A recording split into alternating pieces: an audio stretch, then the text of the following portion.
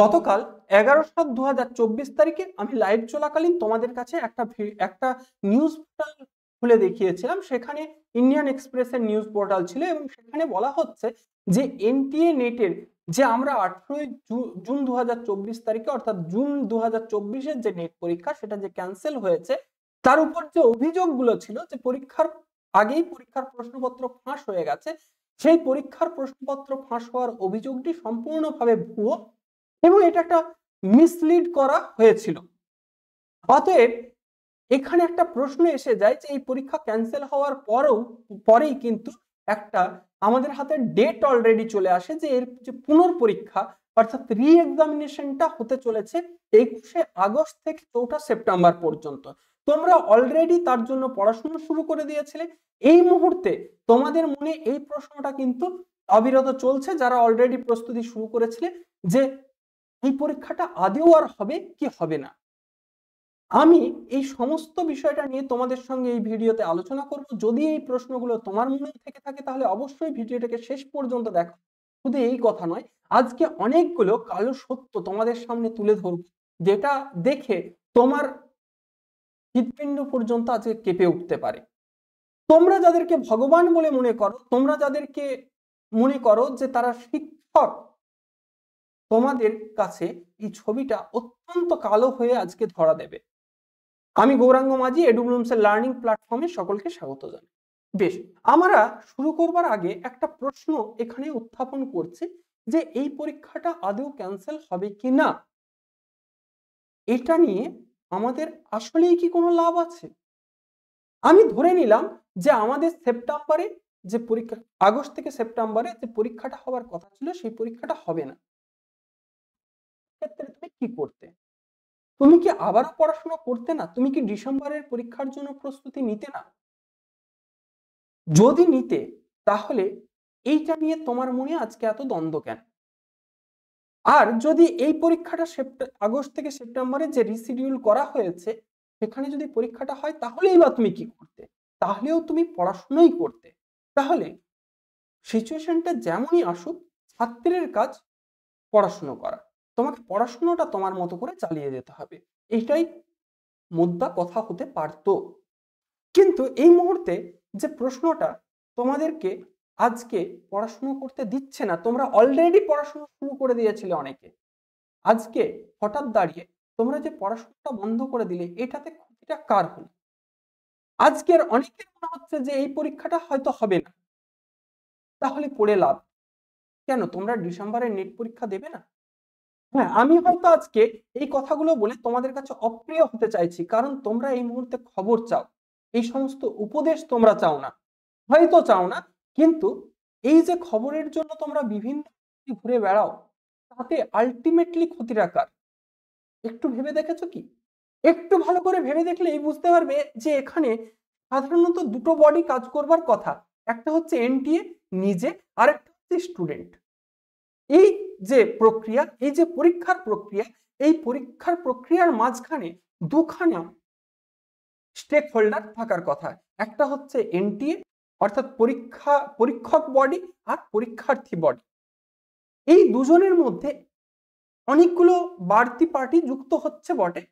এখন এই মুহূর্তে প্রচুর ইনস্টিটিউশন তৈরি হয়েছে, যারা ছাত্র ভর্তির প্রয়োজনে কতটা নিচে নামতে পারে আমি প্রমাণ সহ তোমাদেরকে দেখাবো, এবং কত দূর পর্যন্ত মিসলিডটা করতে পারে আমি প্রমাণ সহ এই ভিডিও শেষ পর্যন্ত দেখলেই তোমরা দেখতে পাবে।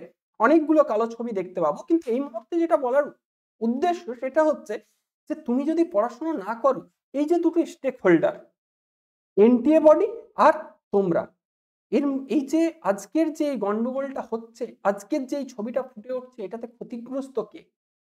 একমাত্র তুমি। তুমি যদি খেয়াল করে দেখো, এখানে কিন্তু আর কারোর কোনো এক পয়সারও ক্ষতি নেই, ক্ষতিটা হচ্ছে তোমার নিজের। তুমি যদি পড়াশোনা করছিলে তাহলে তোমার কাজ পড়াশোনা করাই। যদি প্রস্তুতি ভালো হয়ে থাকে, তোমার যদি পরীক্ষাটা এখন নাও হয়, এই পরীক্ষা গিয়ে যদি ডিসেম্বরে হয়, তুমি তখন পরীক্ষা দেবে। আদারওয়াইজ তোমার যদি এখনই পরীক্ষা হয়, তুমি এখনকার মতো করেই পড়াশোনা করো। পড়াশোনাটা তোমাকে আলটিমেটলি চালিয়ে যেতে হচ্ছে, যেমনই যাই আসুক না কেন। এখন কথা হচ্ছে যে এই দুটো বডি আজকে আর দাঁড়িয়ে নেই, এই বডিগুলোর মাঝখানে আরো অনেকগুলো বডি এসে উপস্থিত হয়েছে, যেগুলো হচ্ছে প্রাইভেট প্রতিষ্ঠান। আমাদের মতোই অনেক প্রাইভেট প্রতিষ্ঠান যারা যা খুশি করতে পারে, তারা নিজেকে হিরো বলে প্রমাণ করবার জন্য। এই মুহূর্তে তোমরা চাও খবর। খেয়াল করো যে আমার কাছেও, আমি তোমাদেরকে মেসেজ খুলে দেখাতে পারি, আমার কাছে প্রচুর মেসেজ এসছে যে স্যার পরীক্ষা কি ক্যান্সেল হতে চলেছে। অফিসিয়াল নোটিশ কিন্তু এখন পর্যন্ত কারোর হাতেই নেই। ইউটিউব খুলে দেখলাম সত্যি সত্যি একটা বিভৎস লেভেলে রীতিমতো আলোচনার সভা বসে গেছে, এক্সপার্টদের আলোচনা ইত্যাদি ইত্যাদি করে বিভিন্ন হিন্দি চ্যানেল, বাংলা চ্যানেল, তারা রীতিমতো আলোচনা সভা বসিয়ে ফেলেছে। আলটিমেট কনক্লুশনে এই আসবে যে আমাদের কাছে কোনো অফিসিয়াল নোটিফিকেশন এখনো পর্যন্ত নেই। তোমরা যদি খেয়াল করো তাহলে তোমরা বুঝতে পারবে, তোমরা যদি একটু মন দিয়ে চোখ কান খুলে খেয়াল করতে চেষ্টা করো তাহলে বুঝতে পারবে ঠিক তোমাদের ভিউজ পোড়ানোর জন্য এই ধরনের উত্তেজক কাজ করা হয়। শুধু ভিউজ পোড়ানো নয়, যদি শুধু ভিউজ পোড়ানো আমি বিষয়টাকে নিয়ে মাথা ঘামাতাম না। তোমাকে কোন রকম বিপদে ফেলতেও পর্যন্ত এই প্রতিষ্ঠানগুলো বাঁধে না। আমি সেটা তোমাদেরকে দেখাবো, একদম পশ্চিমবঙ্গের বুকে কি চলছে আমি সেটাও তোমাদেরকে বলবো। কিন্তু এই মুহূর্তে আমার তোমাদের জন্য যে রিকমেন্ডেশন সেটা হচ্ছে যে এই ধরনের মিসলিড যে করা হচ্ছে তোমাদেরকে, এটাতে তোমাদের স্বার্থ সিদ্ধি হবে না। যদি এনটিএ পরীক্ষা ক্যান্সেল করে তার অফিসিয়াল নোটিফিকেশন তোমরা পাবে, নির্দিষ্ট সময়ের মধ্যেই পাবে, কিন্তু তোমাদের পড়াশোনা করা কাজ তোমাদেরকে পড়াশোনাটা করে যেতেই হবে, তাই ঠিক নয় কি? আজকে যদি পড়াশোনা বন্ধ করে দাও ক্ষতিটা একমাত্র তোমারই হবে। তোমরা যদি সহমত হও তাহলে লিখবে। এবার আসি যে শুধুমাত্র আমাদের দেখো যে এই পরীক্ষা যখন শুরু হয়েছিল, এই পরীক্ষা যখন অফলাইনে হবে বলে কথা হচ্ছিল, ঠিক সেই সময় থেকে একটা ধোঁয়া উঠেছিল যে এই পরীক্ষা গন্ডগোল হতে যাচ্ছে। আমি তখন কিন্তু একটা ভিডিও করে বলেছিলাম এই পরীক্ষায় গন্ডগোল হওয়ার চান্সেস খুব কম। কেন? তার কারণ হচ্ছে খেয়াল করো, নেট পরীক্ষার প্রশ্ন নাকি বিক্রি হয়েছে 30 থেকে 40 লক্ষ টাকায়। এই খবরই তো ছড়াচ্ছিল। এখন নেট পরীক্ষার যে প্রশ্ন বিক্রি হয়েছে 30 থেকে 40 লক্ষ টাকায়, একটু ভাবো তো যে নেট পরীক্ষা কিসের পরীক্ষা? নেট পরীক্ষা হচ্ছে জাস্ট অ্যাসিস্ট্যান্ট প্রফেসরশিপের জন্য এলিজিবিলিটির পরীক্ষা। এরপরও তোমাকে বিভিন্ন পরীক্ষার সম্মুখীন হতে হবে চাকরি পাওয়ার জন্য। অতএব এই পরীক্ষা তোমার হাতে একটা চাকরি তুলে দিচ্ছে না, এই পরীক্ষা একটা ধাপ তোমাকে পার করাচ্ছে, এরপরও অনেকগুলো ধাপ তোমাকে পেরোতে হবে। অতএব তুমি যদি এই পরীক্ষার জন্য ঘুষ দাও তাহলেও কি তোমার খুব একটা লাভ আছে? তোমাকে তো কোনো না কোনো পরীক্ষায় তোমার যদি নলেজ না থাকে তাহলে আটকে যাবে। যারা ঘুষ দেওয়া নেওয়া করে তারাও কিন্তু এই বিষয়গুলো জানে। ফলত আমি বলছি না যে এটা কখনো হতে পারে না, এখানে কোনো দুর্নীতি আসতে পারে না, কিন্তু এখানে দুর্নীতি হওয়ার চান্সটা অপেক্ষাকৃত অনেক কম। এটা যদি একটা চাকরির পরীক্ষা হতো, অর্থাৎ এই পরীক্ষার পরে সরাসরি নিয়োগ, সেখানে কিন্তু গাফিলতির এই পরীক্ষা জাল হবার নানা রকম সম্ভাবনার কথা অনেক বেশি করে দেখা যেত। সেই পর্যায়টা এখানে অনেকটা কম হবে, সেই প্রভাবটা এখানে অনেকটা কম হবে, কারণ এটা একটা জাস্ট এলিজিবিলিটি টেস্ট। এরপরও অনেকগুলো পরীক্ষা পাশ করতে হবে তোমাকে চাকরি পাবার জন্য। তুমি নেট পাস করে যাচ্ছ বলেই কিন্তু তুমি কোনো চাকরি পেয়ে যাচ্ছ না। অতএব আমরা যদি একটু ভালো করে ভাবি তাহলে দেখতে পাবো যে এই পরীক্ষার পরে পরে ক্যান্সেল, এই পরীক্ষার সঙ্গে সঙ্গে, এই পরীক্ষা হওয়ার সঙ্গে সঙ্গে বা তার কিছুদিন আগে আগে একটা খবর উঠেছিল যে এনটিএরই নেওয়া একটা পরীক্ষা, যেটা তোমাদেরকে তোমরা মেডিকেলের নিট পরীক্ষা বলে জানো, সেই পরীক্ষার মধ্যে একটা গন্ডগোল হয়েছিল। খেয়াল করো এই পরীক্ষাটারও একটা ভীষণ গুরুত্ব রয়েছে, এনটিএর ছোট পরীক্ষা কিন্তু এটা নয়। কেন নয়? তার কারণ হচ্ছে ওটা সরাসরি মেডিকেলের মতো একটা পেশায় যুক্ত হবার পরীক্ষা, ফলে সেখানে ঘুষ চলতে পারে। এনটিএর ক্ষেত্রে ঘুষ চলার জায়গাটা খুব কম, সেখানে গন্ডগোল হয়েছিল, এটা অস্বীকার করবার কোনো জায়গা নেই। তাহলে যখন সেখানে ছাত্র আত্মহত্যা হয়েছিল ইত্যাদি ইত্যাদি খবর চলছিল এবং সঙ্গে সঙ্গে নেটের পরীক্ষার মধ্যেও গন্ডগোল হবে, এই যে একটা খবরকে রীতিমতো চাউর করা হয়েছিল, ইউটিউব, টুইটার, নানা রকম জায়গায় খবরটাকে চাউর করা হয়েছিল, এই চাউর করতে করতে এরকম একটা বিশ্বাস তৈরি করতে করতে আসলে এরকম একটা ঘটনা ঘটে গেছে যে পরীক্ষাটাকে ভয়ে ক্যান্সেল করে দেওয়া হয়েছে, বা তার যে কোনো রাজনৈতিক কারণও হতে পারে, যে কোনো কারণ হতে পারে। মোট কথা, আমরা এই যে পশ্চিমবাংলার এবং গোটা ভারতবর্ষব্যাপী ছাত্রছাত্রীরা এত বেশি এই ইউটিউব চ্যানেলগুলোর প্রতি আমরা বিশ্বাস করি এবং সেখানে খবর সংগ্রহ করার জন্য ছুটে যাই। আমাদের মনে হয় যে প্রতি মুহূর্তে আপডেট আমাদের থাকতে হবে এবং সেই আপডেট থাকবার জন্য বিভিন্ন চ্যানেলে চ্যানেলে আমাদেরকে ঘুরতে হবে। আজকে তোমাদের হয়তো মনে হচ্ছে যে আমার কথাগুলো শুনতে খারাপ লাগছে, অনেকের হয়তো খারাপ লাগবে, কিন্তু এটা খুব সত্যি কথা। আজকে তোমরা এই ঘোরো বলেই তোমাদেরকে এত বিভ্রান্ত হতে হয়। তোমরা নিজেরা চাও বলেই তোমাদেরকে এই ধরনের কন্টেন্ট দেওয়া হয়। এখন কিন্তু এই ভিডিওটা আমি বানাচ্ছি, আমার কাছেও ওই খবরটুকু ছাড়া কোনো অফিসিয়াল নোটিফিকেশন কিন্তু নেই। অর্থাৎ পরীক্ষা ক্যান্সেল হয়ে যাচ্ছে, পরীক্ষা ক্যান্সেল হচ্ছে না, এর কোনো অফিসিয়াল নোটিফিকেশন কিন্তু আমার কাছে নেই। এই মুহূর্তে আমরাও কিন্তু এটাই ধরে চলবো যে এই পরীক্ষা যে রিশিডিউল হয়েছে অফিসিয়াল নোটিফিকেশন অনুযায়ী এখনো যেহেতু ক্যান্সেল হয়নি, এই পরীক্ষাই এখনো পর্যন্ত লাগু থাকতে পারে। এই পরীক্ষা এখনো পর্যন্ত আমাদেরকে ধরে চলতে হবে। তাহলে এই মুহূর্তে তোমরা যে বিভিন্ন জায়গা ঘুরছো, তোমরা যে বিভিন্ন জায়গায় যাচ্ছ, ইনফ্যাক্ট আজকে তোমরা যে আমাকে অনেকে মেসেজ করেছো যে স্যার পরীক্ষা কি রি এক্সাম হবে, আপনি একটা ভিডিও করুন, একটা ভিডিও করে বলুন। এখন আমি যদি তোমাদেরকে বলি যে না রি এক্সাম হবে না, বা আমি যদি তোমাদেরকে বলি যে আমি এই বিষয়টা জানি না, তোমরা হয়তো মনে করবে যে পাত্রীদের তো বা এডুপ্লুমসের তো সাবস্ক্রাইবার অনেক কম, এটা একটা ছোট্ট চ্যানেল, তাহলে বোধহয় এদের কাছে খবরটা নেই। যে চ্যানেলের কাছে সাবস্ক্রাইবার বেশি, খবরটা হয়তো সেখানে পাওয়া যাবে, ওরাই হয়তো ঠিকটা বলছে। তোমাদেরকে কত প্রকারে মিসলিড করা হয় তোমরা কল্পনাও করতে পারবে না। এটা তোমাদের জন্য প্রাণঘাতী না হোক, অন্তত পক্ষে তোমাদের যে এফর্ট, তোমাদের যে মেধা, তোমাদের যে পরিশ্রম, এই সমস্তটাকে মাটি করে দিতে কিন্তু পারে। তোমরা আজকে যারা পড়াশোনা করছিলে, তোমরা সত্যি কথা বলো তো, আজকে সকাল থেকে এই খবর দেখবার পর থেকে, বিভিন্ন ইউটিউব চ্যানেল দেখবার পর থেকে আর তোমাদের পড়াশোনা করতে ইচ্ছে করছে? যদি পড়াশোনা করার ইচ্ছেটা এখনো বেঁচে থাকে তাহলে কমেন্টে লেখো ইয়েস, আর যদি পড়াশোনা করার ইচ্ছেটা অলরেডি মরে গিয়ে থাকে তাহলে লেখো নো। আজকে এর জন্য দায়ী কে? দেখো, যেটুকু খবর তোমাদের পাবার তা তোমরা অফিসিয়াল নোটিফিকেশন পেলে আমরা অবশ্যই জানিয়ে দেবো। কোনো দিকে নজর রাখছে না এটা কিন্তু নয়, কমপ্লিটলি নজর আছে।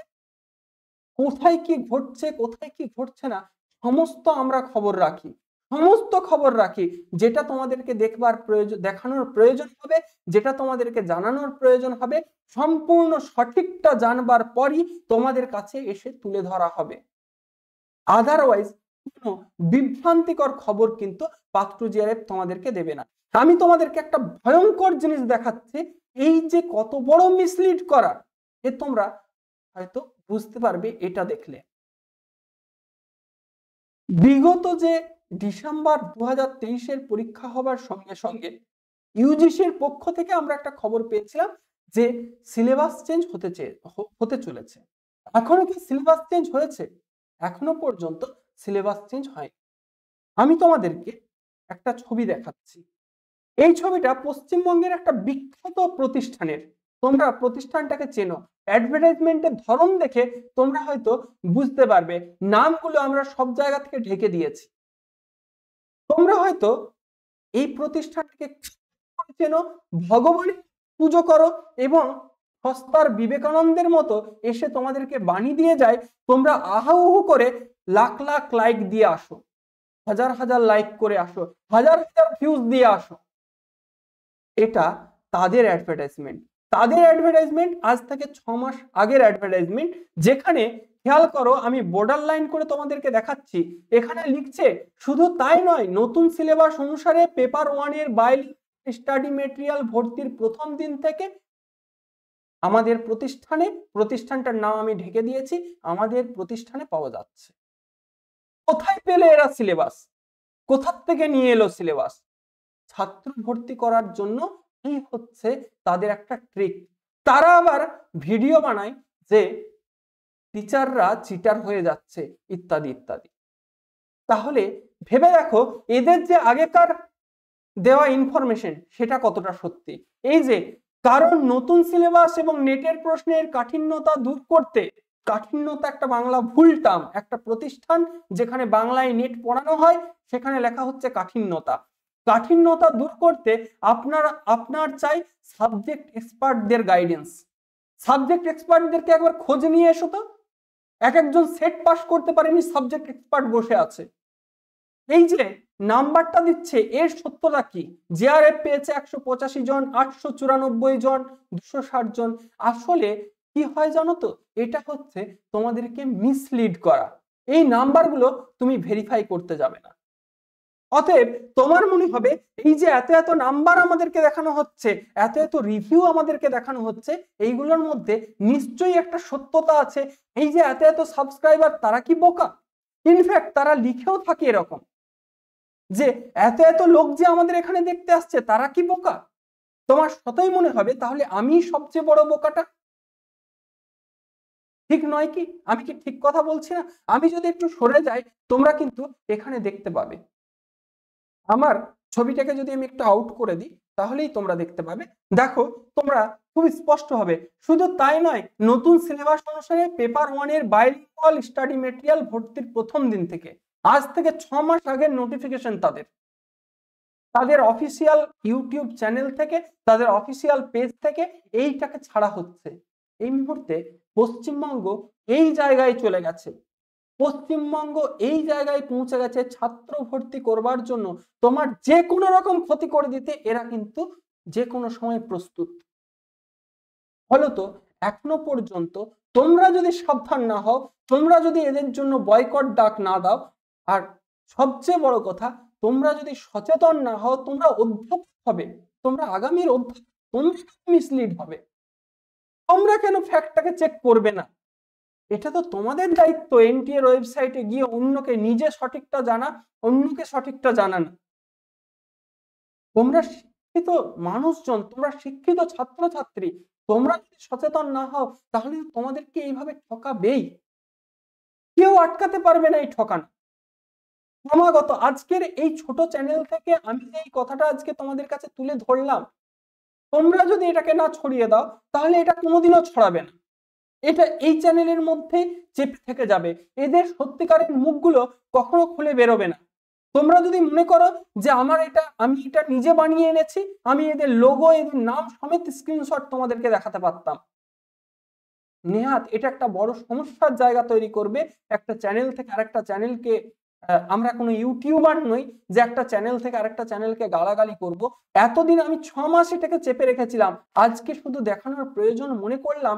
ঠিক এই কারণে যে কি হারে ছাত্রছাত্রীদেরকে মিসগাইড করা হচ্ছে, কি হারে তোমাদের প্রস্তুতিটাকে নষ্ট করে দেওয়া হচ্ছে, এ তোমরা কল্পনাও করতে পারবে না।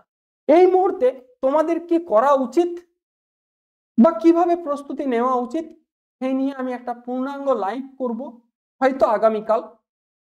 এই মুহূর্তে তোমাদের কি রকম ভাবে ডিসিশন নেওয়া উচিত, কোনটা নিলে তোমাদের ভালো হবে, আমি আমার পক্ষ থেকে আমি যেভাবে ভাবি আমি তোমাদের কাছে তুলে ধরবো। সেই ব্যাপারগুলোকে তোমরা বুঝে নিয়ে তোমাদের মতামত অনুসারে তোমরা যদি পালন করো তাহলে আশা করব তোমরা লাভ পাবে। আর তোমরা যদি মনে করো আমি কথাগুলো ভুল বলছি, আমার কথাগুলোর মধ্যে ভুল রয়েছে, তাহলে অবশ্যই অবশ্যই তোমরা সেটাকে ইগনোর করবে। আমি একজন টিচার, আমি সবার আগে একজন টিচার। আমি কোনো ছাত্রছাত্রীকে কোনো খবর দেওয়ার আগে 50 বার সেটাকে ভেরিফাই করি, নিজে কি বলছি সেটাকে ভেবে দেখি, আমার অ্যাডভার্টাইজমেন্টে কি লেখা হচ্ছে আমি সেটাকে যাচাই করি। আজকে এরা মক টেস্ট বিক্রি করতে লেগেছে, আজকে এরা তোমাকে আবারও মিসগাইড করবে যাতে তার মক টেস্টটা বিক্রি হয়। ঠিক এইভাবে কত আর মিসগাইডেড হবে, আমি আর একা কত বোঝানো সম্ভব যদি তোমরা নিজেরা না বোঝো। অতএব যারা দেখেছো, যারা মনে করছো এগুলো হওয়া উচিত নয় পশ্চিমবঙ্গের পক্ষে, এটা ক্ষতিকর, ছাত্রছাত্রীর পক্ষে এটা ক্ষতিকর, সামগ্রিকভাবে দেশের পক্ষে এটা ক্ষতিকর, তাহলে তোমরা একটু কোঅপারেট করো। পাত্র জেআরএফ এর এই কথাগুলোকে একটু ছড়িয়ে দিতে সাহায্য করো। অ্যাটলিস্ট যদি ভিডিওটা ভালো লেগে থাকে তাহলে অবশ্যই তোমাদের যদি সত্য মনে হয় তাহলে কমেন্টে লেখো যে স্যার আপনি যে কথাগুলো বলছেন সেইগুলো সত্য বলছেন।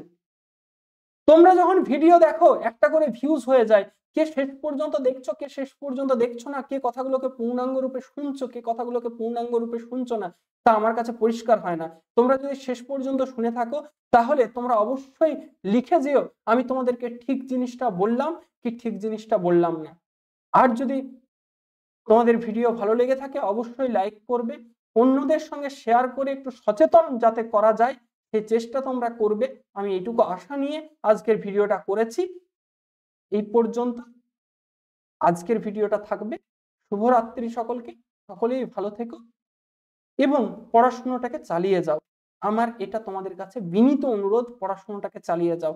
আমরা মধ্যবিত্ত বাড়ির ছেলে মেয়ে, আমাদের পড়াশোনা করা ছাড়া অন্য কোনো গতি নেই। আজকের ভিডিওটা এই পর্যন্ত, কালকের লাইভে আবারও দেখা হচ্ছে।